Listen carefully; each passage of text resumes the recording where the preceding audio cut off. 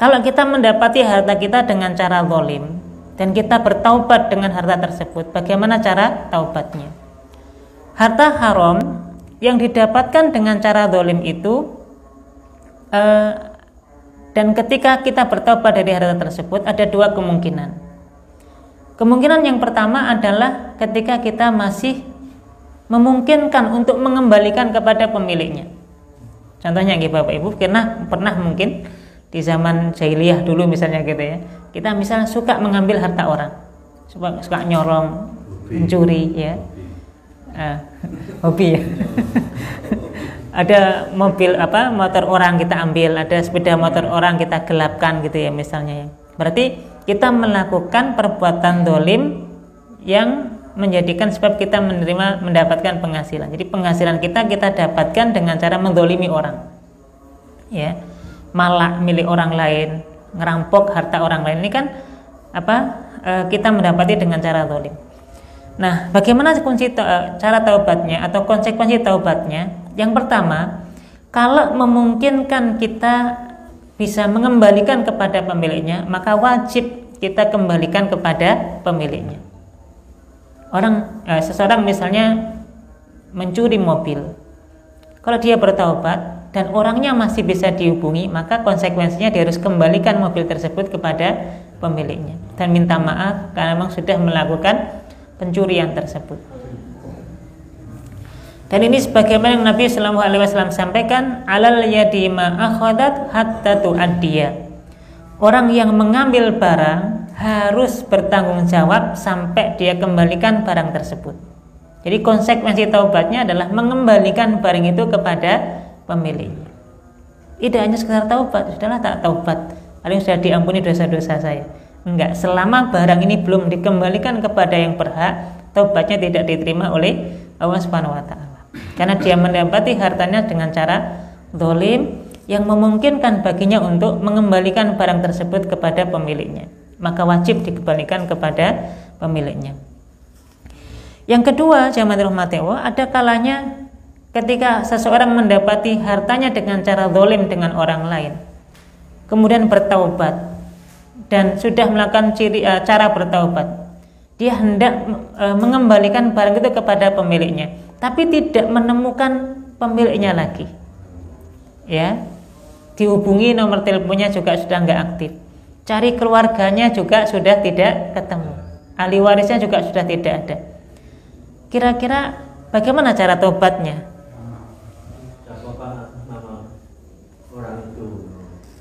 Nah, maka dalam hal ini para ulama beda pendapat.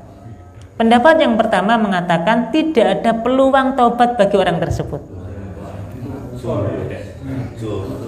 karena hakikatnya sudah tidak ada lagi orangnya. Mau dikembalikan nggak ketemu, mau dicari keluarganya nggak ada, ya, dicari ahli warisnya juga nggak ada. Maka pendapat pertama mengatakan berarti sudah tertutup pintu taubatnya.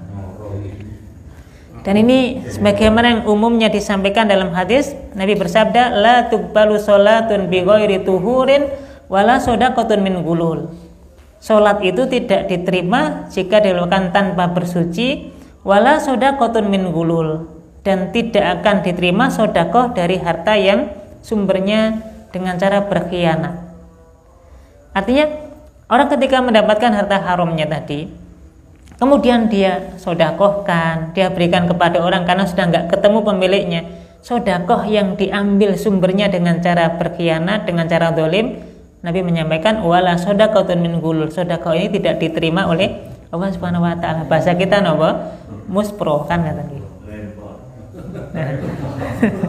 Maka ini pendapat yang pertama. Jadi meskipun dia miliki barang tersebut, meskipun misalnya dia serahkan kepada orang lain, tetap saja taubatnya tidak diterima karena sudah tidak ketemu sama orang yang dulu diambil hartanya tersebut. Nah, kira-kira kalau seperti itu terus misalnya sudahlah saya pokoknya nggak mau memiliki barang ini, orangnya juga sudah nggak ada, mau disodakorkan juga nggak diterima sodakohnya gitu ya, terus dikemanakan barang ini? Maka dalam hal ini kalau dalam sistem negeri Islam gitu ya, maka diserahkan barang ini ke Baitul Mal, ke khas negara gitu ya, ke bendaharaannya negara. Nah, ini yang pertama, pendapat yang pertama bahwa taubatnya tidak diterima. Pendapat yang kedua mengatakan bahwasanya peluang taubat bagi orang tersebut masih terbuka, meskipun tidak lagi ketemu orang yang memilikinya, tapi insya Allah peluang taubatnya masih diterima. Dengan cara apa? Tadi disedekahkan atas nama pemilik, dengan catatan ketika nanti ternyata sama itu kan sangat mungkin ya, ini sudah dikontak orangnya nggak ketemu, dicari ahli warisnya juga nggak ada, sudahlah tak sedekahkan atas nama pemilik barang tadi. Selang beberapa waktu tiba-tiba orangnya datang, berjudul ini. Maka dalam ini karena dia sudah menyodakaukan tadi dua hal. Ketika dia sampaikan, Pak, barang jenengan sudah saya infakkan, sudah saya sedekahkan atas nama jenengan. Kalau pemilik barang ridho, berarti pahalanya atas nama pemilik barang. Tapi kalau pemilik barang mengatakan, Pak, saya nggak ridho, Pak, pokoknya saya pengen tetap kembali barang itu. Terus gimana caranya? Maka tetap orang yang merampas tadi, memiliki harta dengan cara zalim tadi, tetap punya kewajiban mengembalikan kepada pemilik barang. Barang yang disedekahkan tadi menjadi milik pahalanya kepada orang yang mensedekahkan tadi. Dengan catatan ikhlas ya. Nanti lah getun nak sedekahno gitu. Tapi syaratnya ikhlas. Kalau ikhlas saya diterima sebagai bentuk sedekah dan tetap dia memiliki kewajiban untuk mengembalikannya kepada pemilik barang tadi. Nah, maka zaman dirahmati Allah di sini wallahu alam ya, pada dasarnya pendapat yang kedua ini lebih kuat. Jadi cara taubat dari orang yang mendapati hartanya dengan zalim kepada orang dan dia sudah tidak ketemu lagi siapa pemiliknya, dikontak anggota atau ahli warisnya juga sudah tidak ada, maka wallahu alam ya, pendapat yang kedua ini lebih kuat, tetap diterima taubatnya. Kemudian dia konsekuensi taubatnya adalah mensedekahkan barang tersebut kepada orang lain yang diatasnamakan pemilik barang tadi. Dia nggak pernah berharap bahwa dia mendapatkan pahala dari sedekah tadi. Oh, alam ini yang lebih kuat secara pendapat.